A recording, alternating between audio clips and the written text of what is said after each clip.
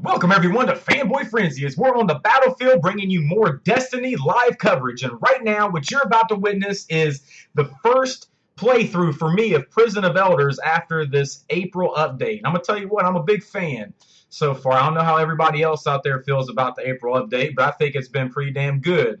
I like how they've tried to take characters or players such as myself and many others. Millions of other Guardians have been fighting for that to get up in that 320 range, and it's been quite a battle for me. It seems like, really, I've heard from some players that, it's more about your skill, and it can be because I'm kicking ass, every time I'm doing strikes, a lot of times I am number one in my strike team, or, if I'm doing like Prison of Elders, I usually do really good at that. So it's just one of those things where I think it has to do with luck.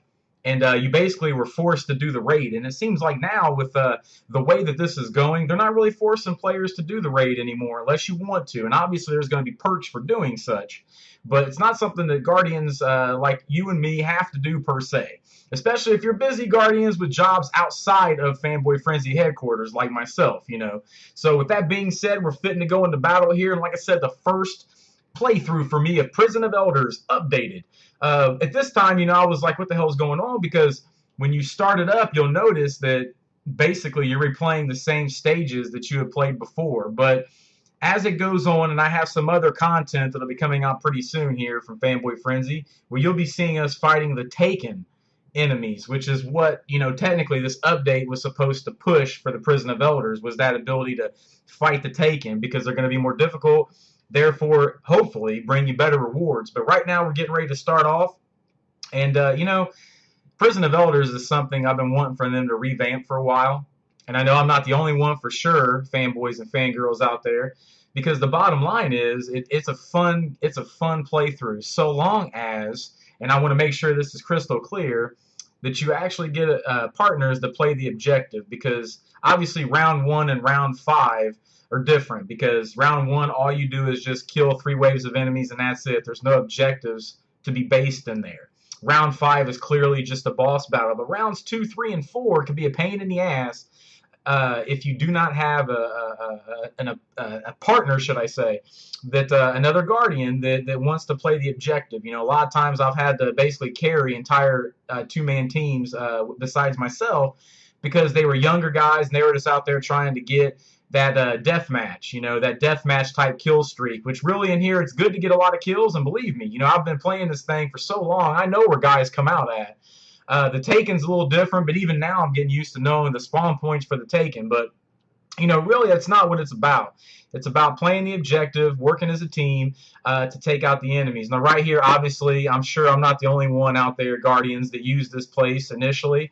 Usually when they come out, I stand right there, because they will spawn from here. They will spawn from where the camera is now to the left.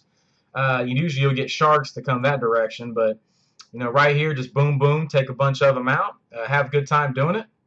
I can tell you that right now you can see I'm using a legendary assault rifle. I really like assault rifles. It seems like I was cursed for this past year and a half predominantly. I said in one of my previous videos, I tend to end up getting stuck with scout rifles. I don't know what it is. It just seems like that's what the game ends up giving my ass, the scout rifles constantly. But I do enjoy them. It is nice to have more of that control like a scout rifle gives you, because it's when you're using an assault rifle, you just hold the trigger down, and that is nice, but generally you don't get a lot of hit power on it.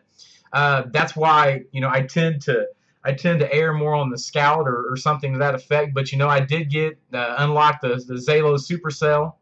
I happen to be using this assault rifle because while doing a strike before this actually has a higher hit power than the Zalo.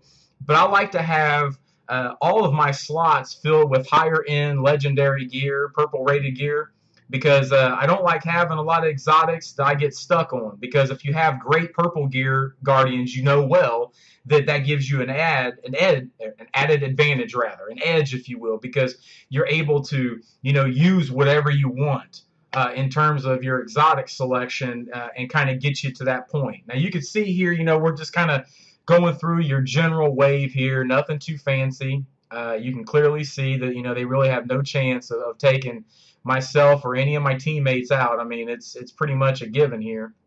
one thing I'm going to do is on the bosses at the end, you know, the various bosses, there's different ones for your round 5 bosses based on if you're fighting traditional enemies or if you're fighting taken enemies. But you will see in here that I'll end up going through some of these other guys and, you know, kind of explaining a little bit in terms of what's my best strategy to take out said guys. So be looking for those videos, as well as Fanboy Frenzy headquarters continues to grow, and our channel this year has so much great content, everything from skits, getting back into the podcast. I mean, it's really an exciting time. So right now, I ask you to go to facebook.com/Fanboy Frenzy and join the Fanboy Frenzy army. And until next time, Guardians on the battlefield, be looking out for round 2.